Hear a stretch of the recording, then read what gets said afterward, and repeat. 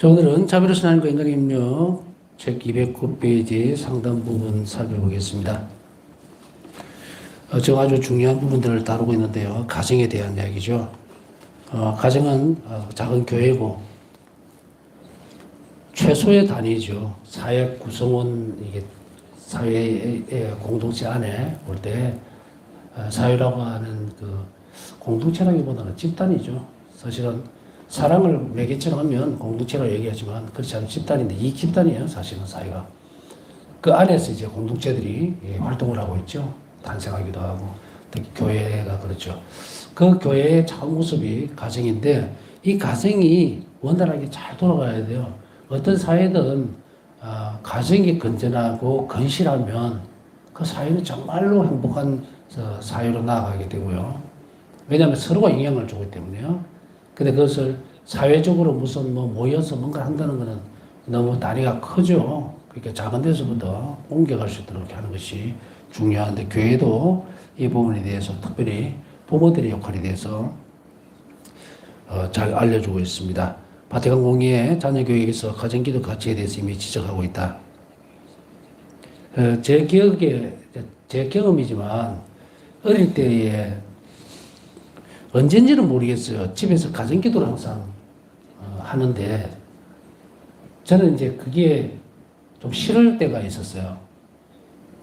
국민학교 한 3, 4학년 때 정도로 기억을 하는데 기도를 하면은 이게 자꾸 부모님들이 다투어요 하다가 묵주기도를 하다가 정말 오래된 이야기니까 이게 풀어놓습니다만 왜 싫어하게 됐을까? 묵주기도가 상당히 길기도 길고요. 어릴 때는. 푸른 건데 아버지가 어릴 때 바로 그냥 그 푸른 건데 생기자마자 바로 집어넣는 거예요. 그 잎에서를 적어서 옛날 분들은 다 기억을 하실 거예요. 이제 그래 놓으니까 이제 묵주기도에 대해서는 묵주기도는 사실 그 전부터 자연스럽게 하기도 했지만 국민학생 때 무슨 주일학교 간다고 해서 묵주기도 가르쳐 주지는 않더라고요. 그러니까 가정에서 배웠죠. 부모님들이 이제 늘 저녁에 묵주기도를 바치는데 그 오단이 그렇게 긴 거예요. 근데 긴데 이 문제가 또 뭐가 생기냐면 자꾸 피하고 싶은 게 뭐냐면 아버지가 저녁 기도를 이렇게 하면 이제 주도를 하죠, 그죠? 하면은 어머니가 조는 거예요. 졸다가 개응이 바뀌어 버리는 거예요. 어머니 일하고 와가지고 이제 피곤하죠. 그러니까 졸다가 개응 어머니는 응송이니까 우리하고 이렇게 있고 아버지가 개를 하는데 주도를 하죠. 근데 이게 은총에 가득하신 마리아여 기뻐하소서 주님께서 함께 계시니 연주에 복되시며 태중의 아들 예수님 또한 복되시나이다 하면 천주의 성모만 이걸 해야 되는데 어머니가 다시 은총에 가득하 이렇게 나오니까 기도를 하다가 발끈해가지고 제대로 정신을 차리니 안 차리니 이러니까 어릴 때 이제 생각에 야, 이렇게 우당탕거리면서 왜 기도를 하나? 이런 생각이 사실은 좀 들었어요. 꽤 오래 같은 것 같아요. 그래서 어떤 때는 아버지가 약주 한잔 걸치고 오시면은 저녁 기도 할까 싶어서 막 후딱 자는 척하고 불러도 일부러 막 이렇게 막, 투정도 부리고 깨워도 막, 잠이 푹 드는 듯이 막 이렇게 했던 그런 기억이 납니다. 나는데, 그러나 어쨌든 간에 그 뒤에 그런 좀 기간이 있긴 있었어요. 근데, 어릴 때 그렇게 농땡이를 쳐서 그런지 지금 사제신부 이제 신부가 되고 나서 더 기도를 더 그때 끝까지 보태서 세월에 따라서 이자가 붙어서 그런지 모르겠지만 여하튼 그렇습니다. 그 가정기도에 대한 어떤 부분들이 좀 불협화음이 좀 있긴 있었지만 그런 뒤를 돌아보면 참 행복한 시간이었다라는 생각이 들기도 해요. 어릴 때 무슨 특별한 기억이 있겠습니까만은 그렇게 같이 드렸던 그 기도가 또 그런 모습들이 오늘날 제가 사제 성소를 발견할 수 있고 또 이 길을 가야겠다는 밑거름이 되지 않았나 이렇게 본다면 가정기도는 참 100번 강조를 해도 어떤 부족함이 없을 것 같다는 생각이 듭니다. 이 점에 제 개인 어떤 체험 말씀드렸지만 그것이 지금도 생각하면 분명하고 확신되는 것은 그렇게라도 제가 개인적으로 내가 좀 불편했던 부분들이 있지만 그러나 그 덕에 신앙이 뿌리를 깊이 내리지 않았을까 하고 감사드리죠. 정말 감사드리죠. 그래서 아마 그 때문에라도 잘 이렇게 어쨌든 세월을 살아왔고 사자수분 받았고 또 여러분들과 이런 기도에 대해서 나눌 때는 참 기쁘다. 그러면서도 동시에 꼭 하시라고 이거 끊어지면 모든 것이 끝나요. 그래서 바티칸 공의회 자녀교육에 대해서 가진 기도 가치를 보면서 지나간 세월 그것을 잠시 떠올려보고 참 은혜로운 시간이었구나라는 생각을 합니다. 비록 억지로 반은 억지로 하긴 했지만 그래도 그렇게 썩 나빴다는 기억은 안 납니다. 그거로 조금 마찰이 있어서 그렇지만 늘 그런 게 있은 건 아니니까요. 여하튼 반강제적으로 기도 생활을 하긴 했습니다만은 정말 크고 귀중한 시간들에 대한 생각이 듭니다. 자, 다시 돌아갔어요. 부모들 자신이 솔선수범하고 가정기도를 바치면 자녀들은 물론 집안에 함께 사는 모든 사람이 인격 완성과 구원과 성화의 길을 더욱 쉽게 찾을 것이다. 더욱 쉽게 찾을 것이다. 저는 이게 100% 공감을 합니다. 그런 부분이 없었다면 저 자신의 성화뿐 아니고 사제성소를 결코 발견하지 못했을 것이다라는 것은 의심할 여지가 전혀 없다. 뒤와 갔어야 그 가치를 찾게 됐지만 그러나 그 앞에서의 있었던 꾸준한 노력들은 분명히 하느님의 섭리가 아니겠나라는 생각이 듭니다. 자, 요한 바울이서도 가정공개에서 이 점을 직접 지적했는데 교환권고 가정공동체에서 이렇게 말씀하셨다. 가정공동체에서 기도가 빠지게 되면요 모든 것이 무너집니다. 오늘날 사목자들이 겪고 있는 큰 어려움 중에 하나가 주일학교의 감소주 학생들의 그러나 여기 얼마나 지독하고 잘못된 부모의 이끌림이 있는지 모릅니다. 이건 정말 엄중하게 책임을 물어야 되는 부분이에요. 우리 아이는 사회생활을 해야 되니까 또 좋은 대학을 가야 되니까 성당에 가면 아무것도 배울 것이 없으니까 오히려 그 시간에 학원을 가야 한다. 글쎄요. 이 아이에게 영원한 생명을 박탈하는 것은 부모의 책임일까요? 그게 그들을 사랑하는 방법일까요? 이거는 그냥 신앙적인 면이니까 넘어가도 될까요? 혼인성사에서 들여다보면요. 부모의 책무를 완전하게 위배했다는 것을 알 수가 있어요. 하나님 앞에서. 그냥 주일학교 빠진 것 같고 왜 그래 이렇게 얘기할 수도 있겠죠.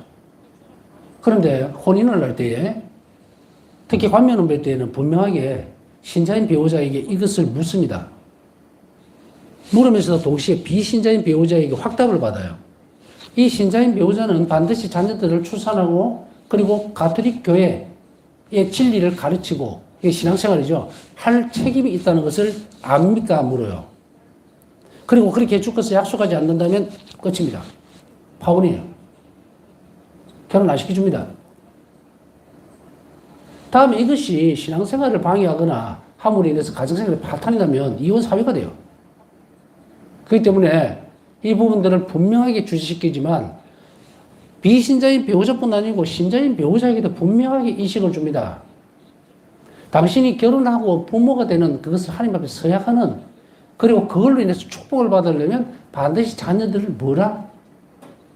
신자로 키워야 합니다. 성장한 이후에 그 아이가 어떤 것을 선택하든 그건 두 번째 문제예요. 아주 어릴 때부터 시작해서 이 아이를 어쨌든 가톨릭 교회 안에서의 양식대로 키워야 해요. 신앙생활 할 수 있도록. 물론 아까 전체적인 부분들은 결혼 전에 미리 서약을 받죠. 남편이 비신자인데 방해를 합니다. 이혼 사유예요, 이거. 그걸 하지 않겠다는 걸 전제로 해서 결혼을 시켰죠. 근데 지금 뒤에 가서는 뭔 소리 하면 엉뚱소리 합니다. 아이가 자유인인데 지가 선택하도록 놔둬야죠. 그건 지 말이고. 신자인 배우자는 반드시 관철시켜야 됩니다. 이거는 네가 결혼할 때 분명히 서약하지 않았냐. 네 생각은 그렇지만 나는 이렇게 해야 되겠다. 그렇게 해서 나중에 물론 이것이 분란이 일어나면 안 되겠죠. 그렇게 함으로 인해서 나중에 이 아이가 어쨌든 간에 잘 성장할 수 있도록 어떤 상황이 벌어져서 힘들다. 그런 상황이 내가 성당을 직접 데려가지 못하는 그런 어려움이 있다 하더라도 엄마가 이제 신자일 경우는 엄마는 끊임없이 계속 이 아이 목만큼 더 기도를 해야 돼요. 마치 모니카 성녀가 아우구스티노 성인을 그 마니교에서 빼오듯이 신앙생활을 어쨌든 간에 하나님 앞에 갈 수 있도록 엄마의 몫인 거예요. 신자의 몫. 그냥 저렇게 반대하니까 난 몰라. 뭐 그냥 그렇겠지. 마지막 때에 하나님께 그 자식에 대한 책임을 어떻게 지려고 그래요? 그러면서도 뭐 주일학교 뭐 좀 다니다가 이제 지가 머리가 컸으니까 놔둔다? 놔두는 건 하나님하고 그 협력 관계에서 없어요. 죽을 때까지 이 아이가 평생 신앙생활을 할 수 있도록 교육시키고 어쨌든 간에 기도로서 그를 끌어가겠다는 그걸 약속인 건데 아이가 다 컸으니까 무슨 대한독립 만세입니까? 나가면 그것에서 나는 자유로워진다고? 그걸 전제 조건을 할 때에 하나님이 축복을 주시겠다는 거죠. 부모가 자식을, 신앙인들 이야기예요. 부모가 자식을 낳았을 때는 분명히 이걸 조건적으로 해서 하나님 원총이 흘러 들어오게 돼 있다고. 마치 이스라엘 백성이 하나님과 계약을 맺었듯이. 거기 충실하면 충실할수록 어떤 상황도 그 안에서 열매를 맺게 돼 있어요. 이거는 비단 혼자만이 부부가 같이 공동체를 이루고 있는 그 상황뿐 아니고 오늘날에는 별거라고 교회는 뭐죠? 별거가 돼서 엄마가 혼자 자식을 키우고든지 아버지가 혼자 자식을 키우는 상황이 된다 하더라도 이것을 면제되는 것이 아니다. 충실하게 최선을 다해서 기도해주고 아니면 자기 희생을 통해서라도 그 아이가 돌아올 수 있도록 해야 됩니다. 그것이 가정공동체의 역할이에요. 역할에서도 엄중한 책임이다. 근데 이제 오늘날 보세요. 대학이라고 뭐 저거 하면은 거기 가지도 안 하고 대학 못 간다고 그러고.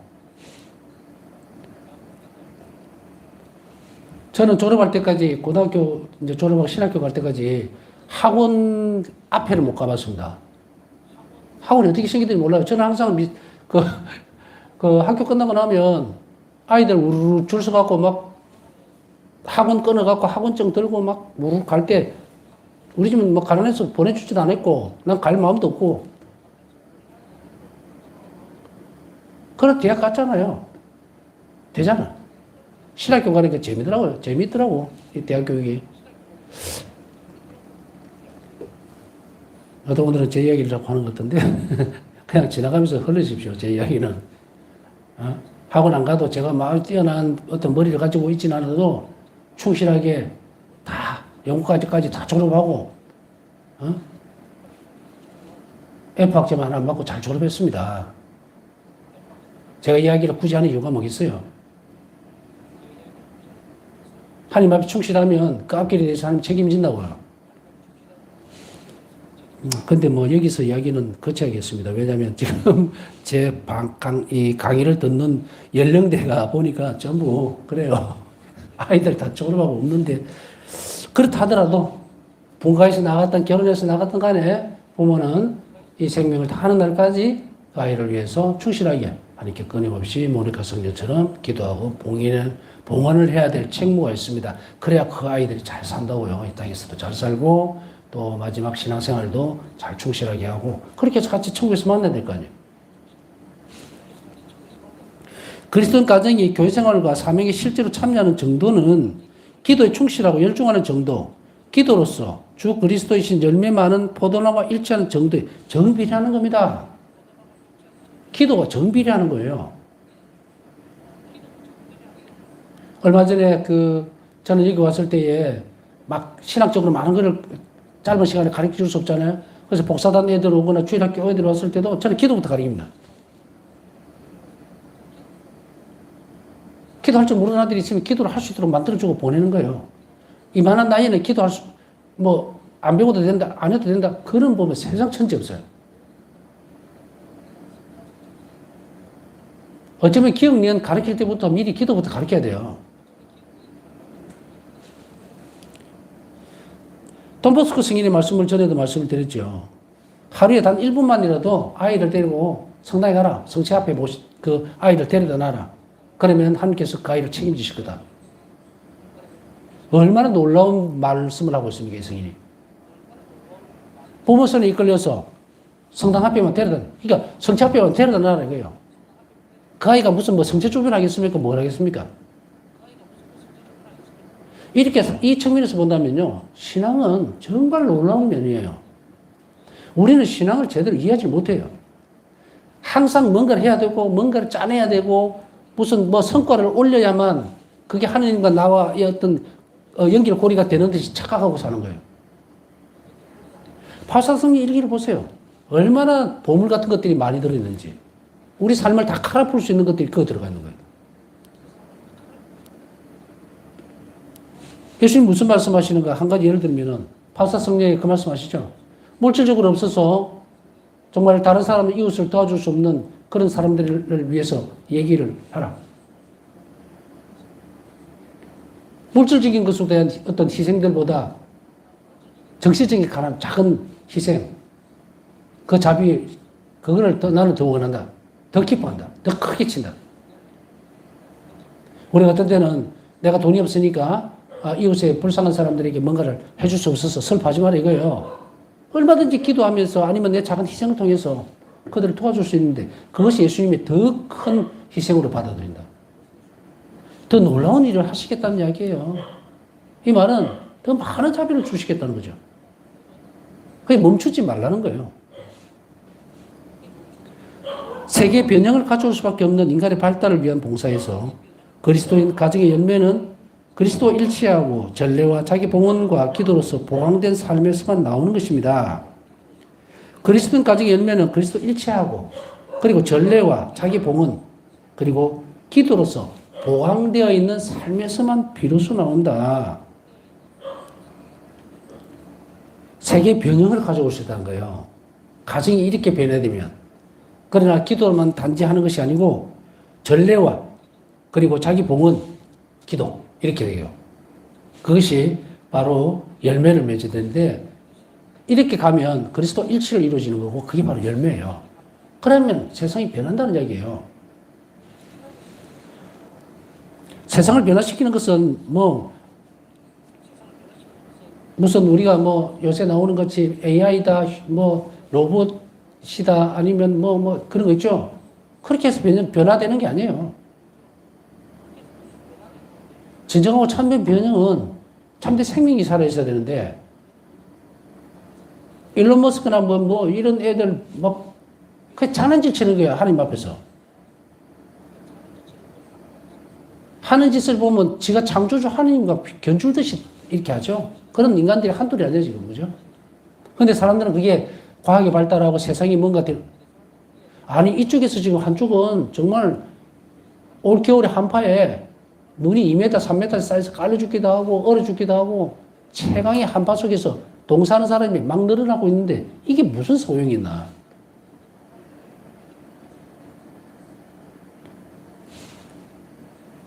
마치 바벨탑을 쌓아놓는 인간들의 모습들이 그대로 이렇게 드러나는 거예요.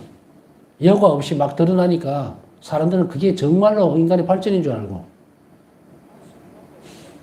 참된 가치관을 가져가지 못하는 세상 속에 우리 그리스도인들이 할 역할이 얼마나 큰지 모릅니다. 우리 그리스도인들 모습들은 하나님 안에서 정말로 아주 편리함이라든지 인간의 모습 그런 것보다 정말 가난하고 불쌍하고 추위에 뜨는 사람들에게 어떻게 하면 좀 따뜻하게 할 수 있는 방법이 없을까를 고민하는데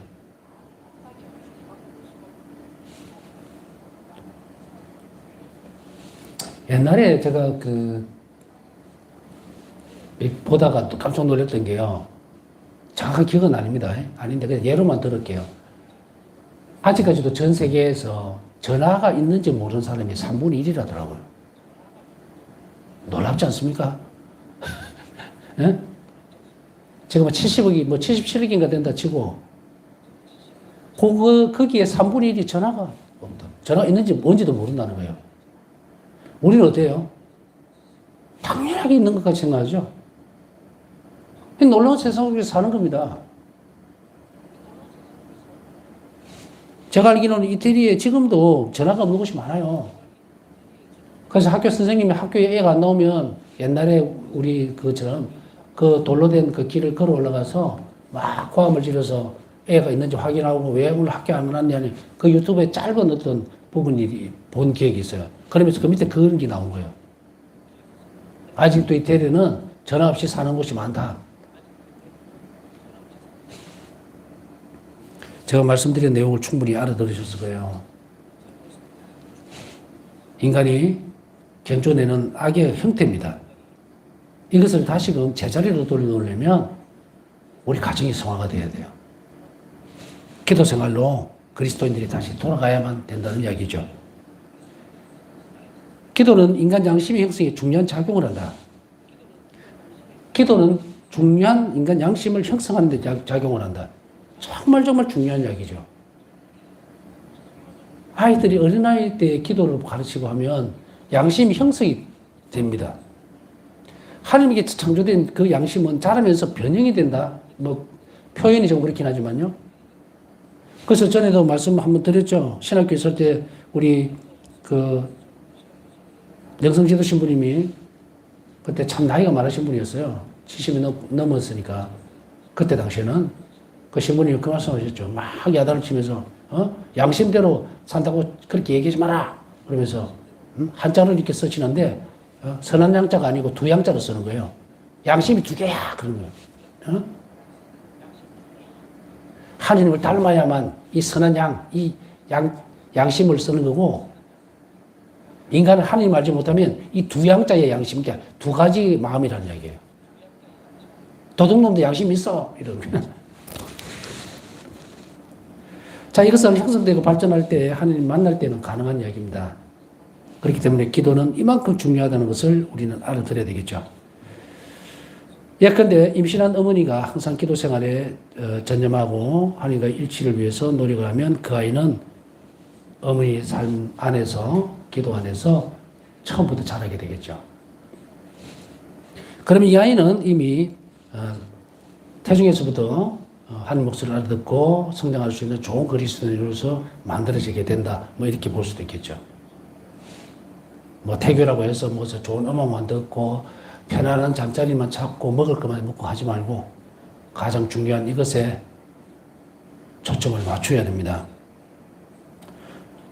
양심은 우리 마음 안에서 선을 행하고 악을 피하라고 부르면서 자실현의 가능성을 사정하고 평가하도록 격려한다. 자실현의 가능성을 평가하도록 사정하고 살펴보고 그리고 선을 행하고 악을 피하라고 계속 부르는 거예요. 이 양심 올바로 형성이 되지 못하면 선의 부름에 응답을 못합니다. 쉽게 얘기하면 선, 악 구별을 못한다. 그래서 우리가 보면 뭐 잔인 무도한 어떤 죄인들, 뭐 죄수들, 또 범죄자들 모습 보세요. 전혀 모릅니다. 요새 뭐 시끌시끌한 그 캄보디아 범죄 단지에 회장 이름 잊어버렸는데 여하튼 그런 애들 걔도 양심 없어요. 쪼그라드는 거 없어. 선이 자랄 수 있거나 식별할 수 있는 게 아무것도 안 자라 없는 거야. 아예 처음부터. 가능성은 있었지만 키우지를 않았으니. 그러니까 이런 인간들은 자기가 죄를 저지르면서도 이게 뭔지 모릅니다. 마치도 예수님께서 십자가상에서 아버지께 탄원하시죠. 아버지, 저들은 모릅니다. 무슨 짓을 하는지 모릅니다, 이거예요. 하느님이 사람이 되신 그 바로 이거, 인간을 불쌍히 여긴 것은 모르기 때문이에요. 가능성이 1도 없는 상태. 그래서 당신께서 아버지께 제물을 당신을 드림으로 인해서, 봉헌함으로 인해서, 같은 단어니, 내어드림으로 인해서, 순명함으로 인해서 뭘 찾았다? 이걸 찾았고요. 하나님 원정에 개입할 수 있고 선악을 구별할 수 있도록. 양심에 맞서는 것은 이기주의입니다. 이기주의가 작동하는 가장 중요한 기준은 쾌락입니다. 우리가 뭔가를 보면 즐거움을 준다, 기쁨을 준다, 뭘 이렇게 하는데 맞습니다. 우리가 보면 기도에서도 자기 자신만을 위한 기도를 계속 청할 때 필요한 것들을 청하는 것 같은데 그 안을 들여다보면 전부 다 쾌락적인 요소들이다. 왜냐하면 내가 이거 조금 편하면 좋은 거예요. 내가 지금 돈이 부족하니까 어쩔 수 없지 않습니까? 주님 도와주십시오라고 하는데 그 안에 겸손함이 없이 드리면 뭐가 된다? 내만 잘 먹고 잘 살겠다면 그것이 여유가 있거나 혹은 이래 됐을 때는 나누기 위한 것이고 소중한 것이라는 것을 깨달을 때 그러면 내가 먹을 수 있는 쌀만 요구한다고 해서 이기주의적인 것이 아니에요. 내가 지금 먹고 살아야 되잖아요, 일단. 그 다음 것이 중요하다는 거예요. 내가 청하는 기도만큼 뭘 해야 됩니까? 이것을 용서하고 사랑하는 마음을 키워야죠. 주의 기도를 앞에서 배우잖아요.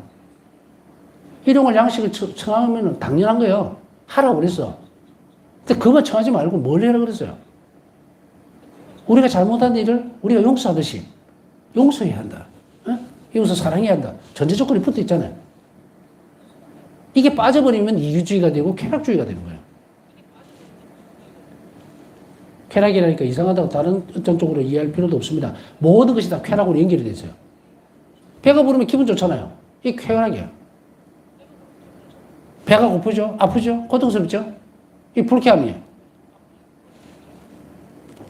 이기주의나 개인주의를 보이는 사람은 자기 완성이나 영혼의 행복을 얻을 수 있는 가치들이 아니라 오로지 자신에게 만족이나 쾌락을 주는 가치에만 초점을 맞춘다.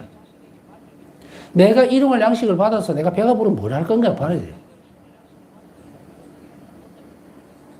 내 배만 부르는 것으로 거쳐버리고 한정적이라면은 이 돼지하고 다를 게 뭐였어요? 그것이 주는 가치를 봐야 된다. 하나님께서 나에게 이런 걸 주실 때에 나는 어떻게 이걸 통해서 더 높은 완성을 이룰 것인가 하는 것은 이웃과의 관계에서 이루어지는 거고 하나님과 나와의 관계에서 이루어지는 거야. 내가 이 양식을 먹고 힘을 내서 기도도 열심히 하고 이웃을 사랑하고 봉사도 하고 희생을 하고 내 삶에 있어서 하나님께 더 의탁하는 태도를 보이고 하면 아 이거 대단한 일이에요. 이게 맞는 흐름이에요. 자기 완성으로도 갈 수 있고. 그런데 우리의 사고가 내 배만 좀 부르게 해주세요 하면 딱 거쳐버린다면 자기 만족이나 쾌락을 주는 가치에만 초점을 맞추게 된다. 이런 경우 참된 기도는 자신의 양심의 소리에 민감해지도록 하며 이 빛 안에서 자신의 개인적인 취향과 활동들을 확인하도록 격려한다. 이 빛 안에서 내 개인적인 취향과 활동들을 확인하도록 격려합니다. 우리가 참된 기도를 하지 않고 양심의 소리가 자라지 않으면 양심이 자라지를 않으면 어떤 결과가 나오게 될까? 내가 드리는 기도의 내용이 참된지 거짓인지도 구별 못하는 거예요. 양심이 성장해지는 상태가 아니면 어떤 상황이 나옵니까? 내가 드리는 기도가 자기 중심적인 기도 안에서 그치는데 그것도 모르는 거예요. 쾌락주의적이고 개인적인 기도로 빠져버린다. 그러면서도 모른다. 여기에서 우리는 참된 기도의 의미를 알고 할 때에 이것을 해소시켜 줄 수 있다는 것을 알 수가 있죠. 그래서 우리가 하고자 하는 개인적인 지향이라든지 활동들이 옳고 그르고 하나님께서 기뻐하실 일인지 아닌지를 이제 식별해낼 수도 있게 된다는 이야기입니다. 또한 기도는 우리가 지혜라는 더 중요한 것의 의미를 두라고 다 이릅니다. 기도 생활을 오래 하게 되고 올바른 기도 생활을 오래 하게 되면 지혜가 생기는 거예요. 우리에게 어떤 것이 중요한가 하는 그 의미를 알아낼 수 있도록 만들어줍니다. 지혜의 핵심은 최상의 목적인 영원한 행복의 관점에서 선을 향해 나아가는 것이다. 지혜가 추구하는 것은 영원한 행복이에요. 그 영원한 행복의 중심에는 뭐가 있습니까? 선입니다. 그래서 지혜는 우리가 하나님께 완전히 무조건적으로 의지하는 단순한 마음을 가질 때 얻을 수가 있다. 우리가 하나님께 무조건적으로 의존할 때. 지혜로운 사람은 하나님께서 선하신 분이라는 아는 사람이에요. 그리고 그 선하신 아버지를 따라가고 그분이 원하시는 것을 할 때, 다시 얘기하면 이웃에게 선한 일을 할 때, 그때 행복해진다는 것까지 아는 사람이다.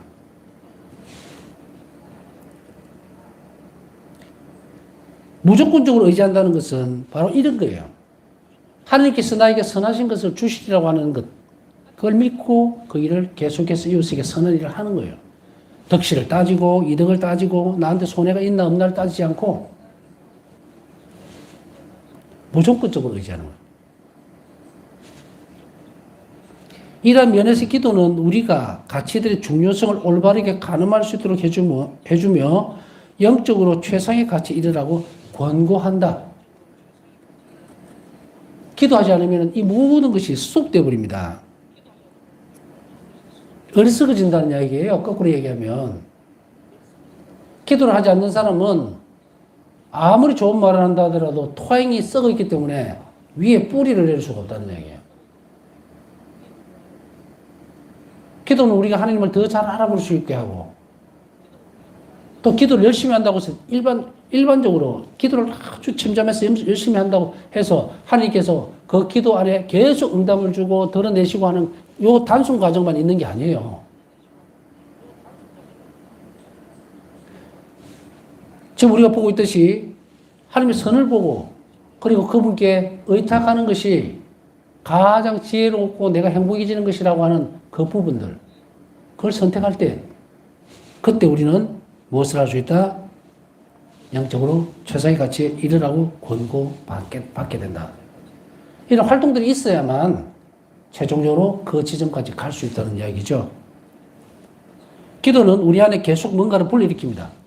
하나님께 향하는 마음들을 더 불러일으키고 어떤 것이 지혜로운 것이라도 아까 얘기했듯이 가르쳐주기도 하고 내 원이 바람을 또 불러일으키기도 합니다. 그게 기도예요. 기도가 끝나버리면 어떤 움직임도 내 안에서 일어날 수가 없어요.